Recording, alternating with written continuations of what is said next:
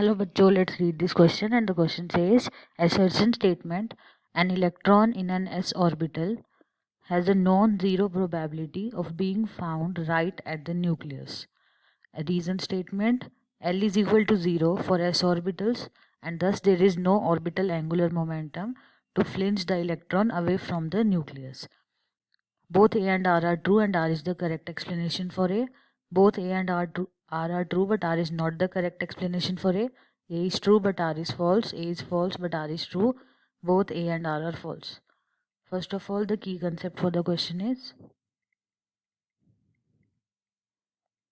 we'll study about quantum number L, or we will say azimuthal quantum number.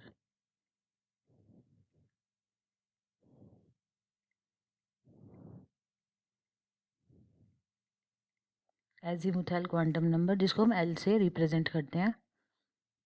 तो हमें यहाँ पर given है एस ऑर्बिटल के लिए प्रोबेबिलिटी फाइंड आउट करनी है एक तो हमें, एंड एल की वैल्यू क्या होगी. तो हमारे पास एल जो है एजीमुथल क्वांटम नंबर इसे हम बोलते हैं. What it determines orbital angular momentum.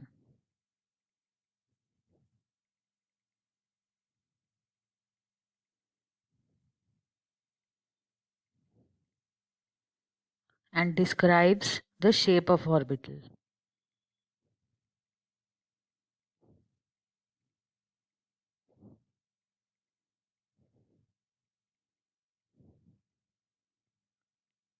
तो हम यहाँ से कह सकते हैं कि एक particular given value of n के लिए जो कि हमारा होता है principal quantum number, n is principal quantum number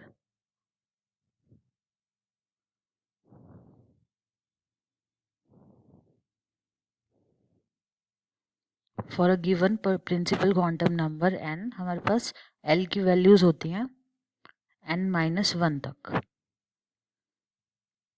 एक एग्जांपल हम यहाँ पर लेंगे कि n इज इक्वल टू 1 के लिए एल की वैल्यू होगी n-1 यानी कि 0.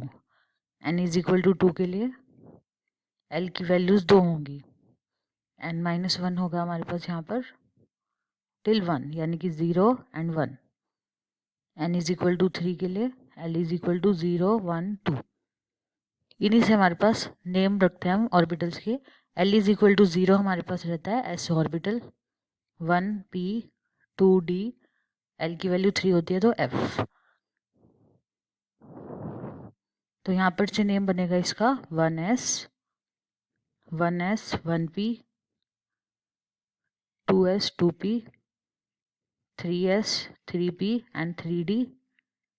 इसी तरीके से 4 में आ जाएंगे 4s 4p 4d and 4f. यहाँ पर बनेंगे हमारे पास वेरियस ऑर्बिटल्स. एंड ऑर्बिटल्स होते क्या है हमारे पास? It is the space where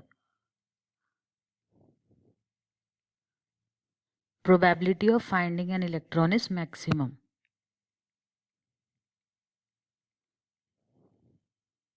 Probability of finding an electron is maximum.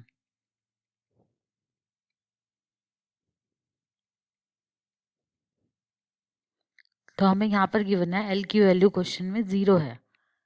L is equal to 0 for s orbital. जो हमने यहाँ पर भी देखा कि एल की वैल्यू 0 रहती है एस ऑर्बिटल के लिए. उसका मीनिंग क्या होगा?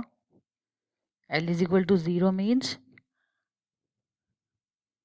एंगुलर मोमेंटम और orbital angular momentum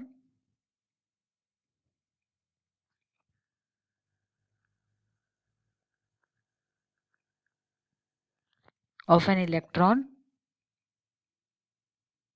in orbital is 0. यानी कि ऑर्बिटल में ऑर्बिटल एंगुलर मोमेंटम के लिए वैल्यू जो रहेगी वो 0 रहेगी. इसका मीनिंग है एल की वैल्यू 0 होने का मतलब. और हम देखें तो एस ऑर्बिटल की जो शेप होती है जो यहाँ हमारे पास से आती है एंगुलर मोमेंटम से, एस ऑर्बिटल की शेप होती है हमारे पास spherically symmetrical. Spherically symmetrical.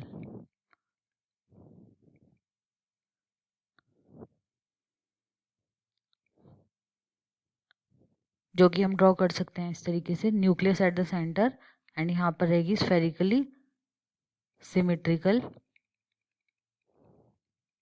It will be a shape of s orbital.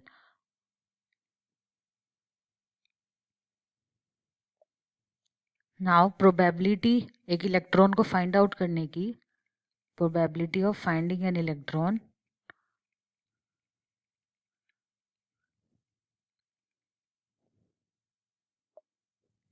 Probability of finding an electron हम देते हैं जाई स्क्वायर से, और जाई स्क्वायर जो होता है वो डिपेंड करता है डिस्टेंस फ्रॉम न्यूक्लियस से, डिस्टेंस फ्रॉम न्यूक्लियस। तो अभी हमने ये देख लिया है कि एस ऑर्बिटल के लिए जो मैक्सिमम डेंसिटी रहती है ना, वो रहती है हमारे पास न्यूक्लियस पर, यानी कि non zero density at nucleus for s orbital. हम एस ऑर्बिटल की बात कर रहे हैं जिसके लिए एंगुलर मोमेंटम जीरो है इन ऑर्बिटल, ऑर्बिटल में जीरो है, लेकिन it will be a non zero for value for nucleus eight non zero probability at nucleus for s orbital. तो हम यहाँ से बता सकते हैं कि जाई स्क्वायर और आर में अगर हम रिलेशन देखें एस ऑर्बिटल के लिए, तो it is maximum at nucleus and then decreases with distance. यहाँ पर होगी हमारे पास आर की वैल्यू जीरो, यानी कि न्यूक्लियस पर प्रोबेबिलिटी मैक्सिमम होती है फाइंड आउट करने की इलेक्ट्रॉन को फॉर एस ऑर्बिटल। तो यानी कि हमें जो क्वेश्चन में स्टेटमेंट्स गिवन है कि electron in S orbital has non zero probability of being found right at the nucleus, यानी कि न्यूक्लियस पर नॉन जीरो है प्रोबेबिलिटी, और जैसे ही हम न्यूक्लियस से दूर जाते हैं, डिस्टेंस बढ़ता है न्यूक्लियस से, तो हमारे पास प्रोबेबिलिटी डिक्रीज होती रहती है।